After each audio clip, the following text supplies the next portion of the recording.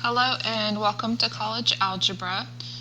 This video is going to be a little introduction to the course. Normally we would go over this kind of stuff the first day of class, but we're fully online this semester, so we're going to go through this in a video.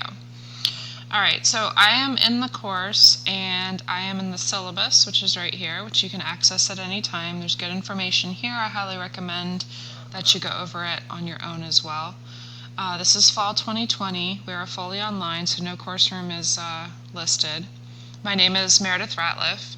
A little bit about me. I've been teaching at Valencia for, this will be my 9th year now. I teach a lot of college algebra, so for the most part I know the book backwards and forwards. I know the mistakes you guys are going to make before you make them. I try to warn you in advance. But I'm pretty comfortable with this course, and I have taught it face-to-face and I've taught it hybrid before, or mixed mode, meaning that I've still met with the students once a week. This is my first time teaching this class fully online, so I am going to be missing that face-to-face component with you guys, but hopefully we'll have enough interaction that we won't even notice. You've got my contact information here. The best way to reach me is to message me inside of Canvas. That's over here where the little email inbox is. That comes through to my phone as a notification, so I get it just like I would get a text, and I should be able to answer you quickly. You also have my cell phone there as a contact. That is text only. I generally don't answer phone calls anyway, but that might be better. Let's say that you're doing the homework and you're stuck on a problem and it's frustrating you because it's just not working and you think it should. You can take a picture of that or take a picture of your work and say, why is this not working? What am I doing wrong? And I might be able to help you immediately and get you back on track, whereas if you send me a message and I've got to respond, it can just take a lot longer that way. So texting is a great way just to get some quick feedback. If it's a big question or like I don't understand section 6.1, that's probably not the time to text me. But for those quick little questions where I can help you and get you back on track, that's a good one. Or if I say I'm going to post something to Canvas and you don't see it, you can text me or send me a message in Canvas and I'll go look. Sometimes I just forget to hit the publish button. Let's see, a little bit about me. Like I said, I've been teaching at Valencia. I did my undergrad and my master's at UF in mathematics. I started my doctorate in mathematics at UNC Charlotte and then moved to Florida. Decided not to continue with mathematics. I'm back at UCF now. I did my master's in instructional design, and I am now a doctoral student in instructional design. So I'm going to be taking classes online just like you guys, and a little bit of my schedule is going to be tied up with that as well. I've got to make sure that I'm going because I can't dictate my entire schedule. So when we talk about maybe adding like another office hours or something like that, realize that my entire schedule is not my own to plan. So when I give you guys times that I have available, that's the best I can do because I have other time constraints as well, just like you guys do. Alright, so speaking of that, I've got office hours set Thursday and Friday right now. So Thursday 8 p.m., Friday 8 a.m. via Zoom, and I'll show you where that navigation is in another video. I'm debating adding a third time. I think those times should cover everybody with their school and work schedules and things like that. I've got one late and one early. If a lot of people aren't coming to one of them, like if I just don't have people waking up on Fridays at 8 a.m., then we might move one of those, but I anticipate that those two times should be pretty good. And then if we have to add a third one, then we'll look at that once we get into the semester and everybody's schedule settles down a little bit. We'll see if we need another one or if we need to move one of those. If you want to attend and you absolutely cannot attend either of those times, feel free to contact me and let me know that, because that would be good feedback to have right away. Those times are not required. We don't have any required times that you need to be online. I strongly recommend that you attend one of those so that you can ask me questions, we can interact, things like that. I think especially for math, it's really important to have that kind of personal connection where you can ask questions and get immediate feedback.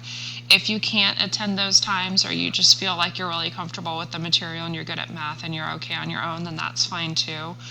Those sessions will be recorded, so if you just can't attend one week or something like that, you can always watch the recordings as well. All right. Let's see. A lot of this stuff you can just read on your own. The textbook is Sullivan College Algebra 11th edition. It is required. What you need is you need the MyMathLab code for it. So you don't need the physical textbook. You need to have the MyMathLab code. I'm going to show you how to, in another video, I'm going to show you how to set that up. You can, you're going to link through Canvas and you can purchase it online, or you can purchase it from the bookstore and then enter the code online. It should be the same price either way. You can also start with a free trial for 14 days. I think it's at least 14 days, and that'll get you into MyMathLab immediately. So you need to have the MyMathLab code, or you need to purchase it online when you link it through Canvas. Inside of MyMathLab there is an e-text, so you have the access to the entire book online. So you don't need a physical textbook. If you would like a physical textbook, that is perfectly fine. I would recommend, if you're going to buy a physical textbook, to get a different edition, because I've been teaching out of this at least the 9th, 10th, and 11th, maybe even the 8th. They're all pretty much the same thing. So if you just really like to have a textbook that you can look at and look at examples, there's homework problems, the odd ones have the answers in the back, that sort of thing. But you can pretty much get any edition, and they're all very similar. And the 10th edition right now is really cheap. You can look on Amazon or one of the other book sites. So that would be my recommendation there. But you do need to have the MyMathLab code or purchase it online when you link it through Canvas. Let's see, the stuff you can read. Here for grades, we've got homework, weekly check and discussion, 3 tests and a final. That's what makes up your grade. The homework, as we mentioned, is MyMathLab. The weekly check and discussion. So the weekly check is just a few problems to make sure that you have the right idea of what's going on that week. They're a little bit easier than the homework, and they also, if you answer something wrong, it gives you feedback that should steer you to the correct answer. So the weekly check, if you understand what you're doing, it shouldn't take but maybe a couple minutes. There's, I think, anywhere between 3 and 6 problems. That should only take a few minutes, but if you're not totally 100% good on that week, hopefully it helps you. Basically, it's the stuff that we would do in class as classwork and the feedback that I would give you when you made a mistake. So like I said, a lot of times I know the mistakes you're going to make before you make them. So that's what the weekly check is. If you get it right, great. If you don't, it should give you some feedback that steers you to the correct answer.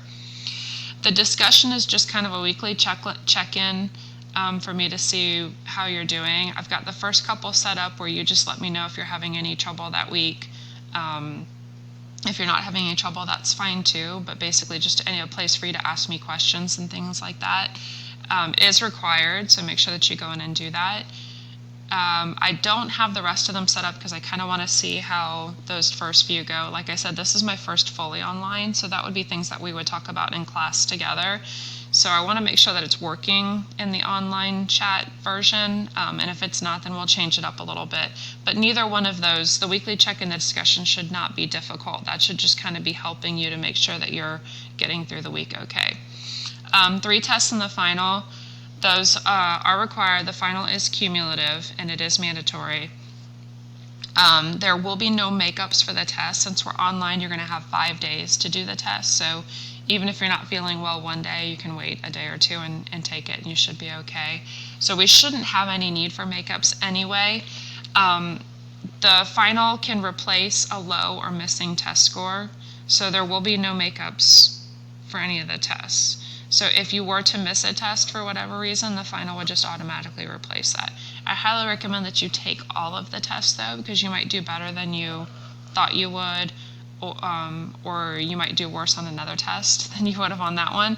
And then the final just automatically replace that low test score. You'll still see all the tests in Canvas. They'll still count up to the end of the semester because Canvas doesn't have that option. But when I go to do the grades, I will replace the final with your lowest test score, as long as you do better on the final than one of your lower test scores. If you don't, that's okay. It'll still count as your final. It just won't replace one of the others. So sometimes when people have really, really good grades, they relax a little bit for the final. It'll just count as a final at that point. Okay, so here we go. We've got our assessments. We've got weekly check, homework, homework notebook, and tests. So we talked about all of that except for the homework notebook. The homework notebook I used to count as a bonus each test if people showed me that they were taking notes and writing down the homework problems that they needed to write down. Not every single one, but the ones that you would have to work out.